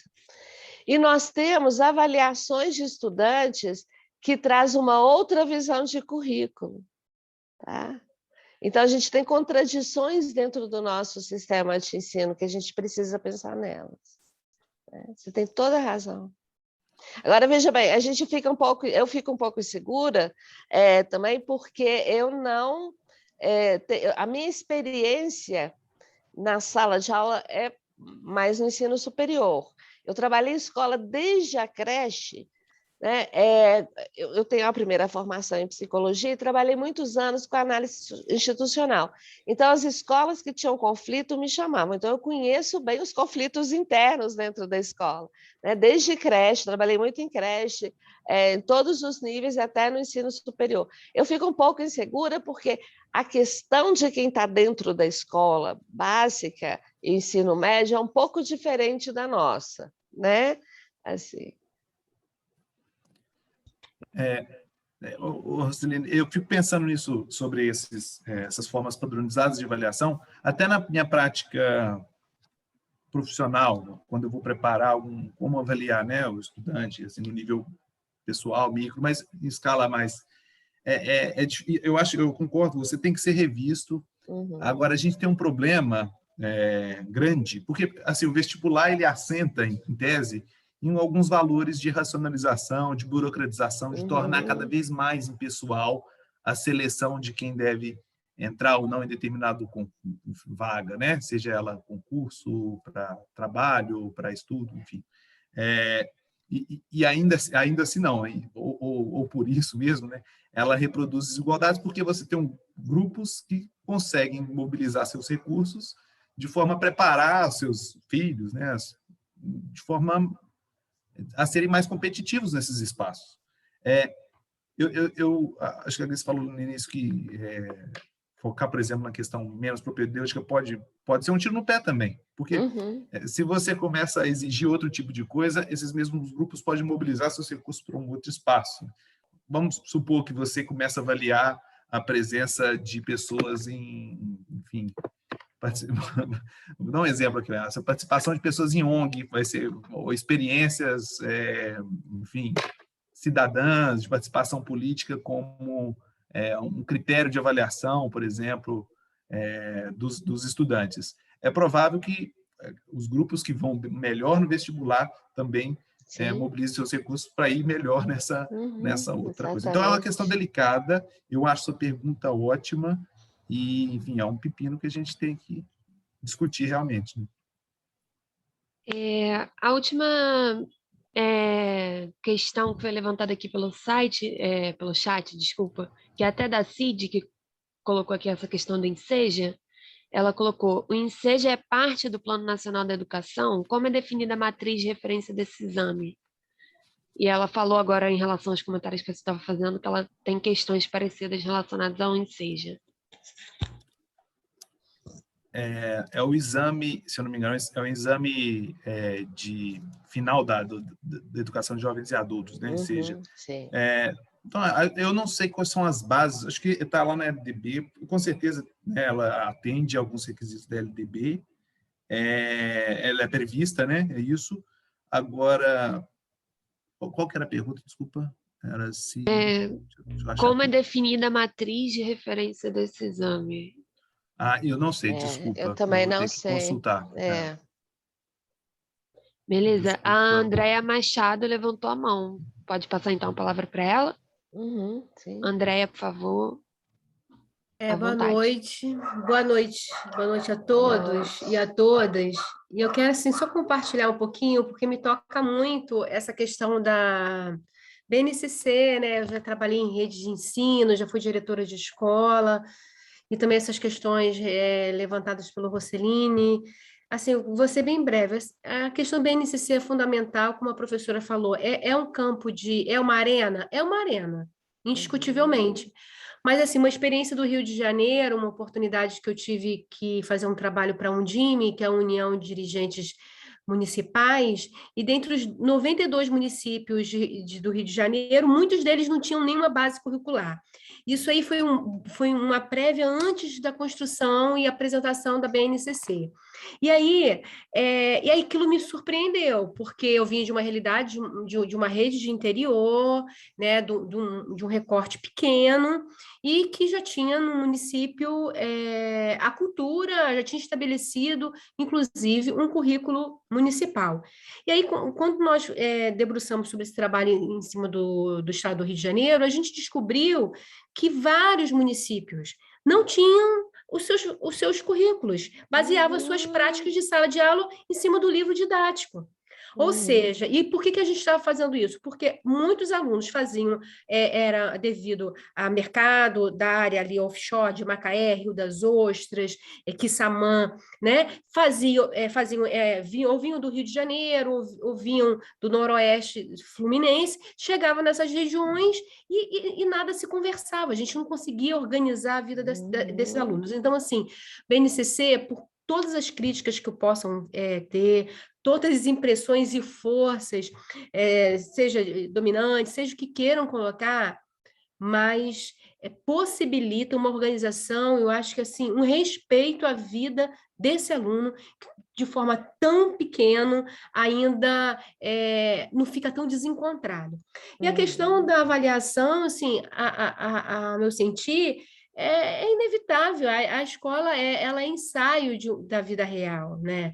Então, a gente não pode privar que esse aluno, por mais que as intenções, né, mais uma vez, a gente, né, possa partir de uma criticidade da avaliação, achar que ela não vai dar conta de tudo, nada vai dar conta de tudo, da complexidade que a vida impõe, mas pelo menos a gente possibilita que esse aluno experimente instrumentos que ele vai ter que encontrar para o resto da vida. Então, assim, eu acho que o professor, e aí falando um pouco sobre o currículo, a professora fala, eu gosto muito de Sacristã. Eu também gosto muito dele. Ai, amo, né, professora? Ai, que bom que você gosta. Gosto eu muito. Gosto muito do Sacristã e leio sobre, toda vez que eu preciso me debruçar sobre currículo, e ele fala justamente sobre isso, né? Que é inevitável. Então, assim, o professor ele tem essa capacidade de pegar tudo que ele recebe, seja o currículo, seja os conteúdos, e se reinventar. né? Então, eu acho isso muito interessante, que por mais que tenhamos esses instrumentos, essas diretrizes, é inevitável que o professor, na sua prática, tenha, mas a gente não pode perder de vista que, além das nossas... como vou colocar aqui? Das nossas necessidades profissionais, a gente tem que pensar no aluno dessa escola pública, que necessita de um norte. E é isso que assim, estava muito inquietada. Eu gosto de ficar quietinha, que a gente fica um pouco cansada, mas agora eu me senti muito provocada em participar. Obrigada. Obrigada, André. Eu acho muito interessante mesmo o que você trouxe, porque a gente sempre pensa em escolas ideais, até de periferia, mas de grandes centros, né? Quando a gente vê, tem locais que realmente não têm acesso a nada. Foi maravilhoso você dar essa... Né, que não tinha, imagina uma prefeitura que não tem currículo, isso existe mesmo, né? Então, isso é importante, sim. Reagindo à fala da Andrea, né, a Érica colocou como não tem base, gente, os livros didáticos não delimitavam Sim. isso, a escolha do livro didático não se dá por meio de um programa nacional, antes da BNCC não existiam os PCN. Só antigamente o currículo vinha na lei educacional. Eu tenho compilação de lei, então tinha o currículo do ensino médio, quais as disciplinas, estava tudo lá. Então, cada reforma educacional, dentro do texto da lei, já tinha o currículo. Tá? Depois, sim, e fica sempre em cima do livro didático. E é claro que o currículo na sala de aula é outro, como a Andrea falou, né? Porque a professora vai reinterpretar tudo isso, né? Então, tem uma série de outras questões aí envolvidas, né? Bem, uma última, então, pergunta que por enquanto apareceu, da Antonieta, em que sentidos os currículos da educação básica podem ser organizados para melhorar a qualidade de ensino? Eu não sei. Eu acho que primeiro a gente tem que pensar na formação. O ovo e a galinha, né? O que nasceu primeiro? Eu sempre penso na melhoria da formação de professores. É uma disputa isso, tem milhares de textos na internet, se digitar lá, você vai achar um monte de artigos sobre as várias discussões, né? Porque desde 1980 a formação de professor, né, está aí. Então, a formação de professor é importantíssimo. Agora, eu acho que eu também não sei como melhorar esse currículo, porque não é só o currículo, né? Cada disciplina tem que ter um mínimo, eu acho, para o Brasil inteiro, eu acho que tem que ter isso, né? Mas também tem que ter a parte local, o que é importante para cada localidade, né? Cada grupo de crianças ele precisa de coisas, até indivíduos, às vezes quando alguém, qual que é a escola que é boa em Mariana ou Belo Horizonte, eu sei lá, né? Porque cada escola que é bom para cada aluno, né? Então, assim, cada grupo de alunos dá muito difícil trabalhar com uma coisa geral. Por isso o papel importante das prefeituras, né? Porque a prefeitura está mais próxima do estudante, né? A base curricular ela deveria ser mais enxuta, na verdade, do que ela saiu, né, para ser uma orientação geral, mas deixando espaço para as prefeituras. Né? Os PCNs não deixavam muito espaço, no ensino, na educação superior também. As diretrizes curriculares não deixam muito espaço. Né? Essa pergunta da Antonieta eu acho que é a pergunta-chave, né? Mas, assim, talvez, um palpite, assim, se a gente conseguisse, tivesse condições de aplicar o que é previsto, já seria muito bom, né? Exatamente. A que a Andrea trouxe essa dificuldade de, apesar das limitações, se aplicada, talvez a gente teria outro tipo de realidade. Por exemplo, não tem currículo nas prefeituras que dirá currículos específicos de cada escola, né? Aqui, assim, que trabalha em educação, por exemplo, estadual, básica, é difícil você sentar com os professores, definir um plano para o ano. Isso é previsto, mas é muito difícil de ser executado. Né? No interior é terrível. Eu conheço uma cidade, não vou citar qual cidade, mas que o prefeito, o secretário de educação tinha saído, o prefeito colocou no lugar o rapaz responsável pelo almoxarifado. Então, essa é a preocupação que os prefeitos de cidades pequenas de interior têm com a educação. Aí fica difícil a aplicação de tudo isso, né, em cada município.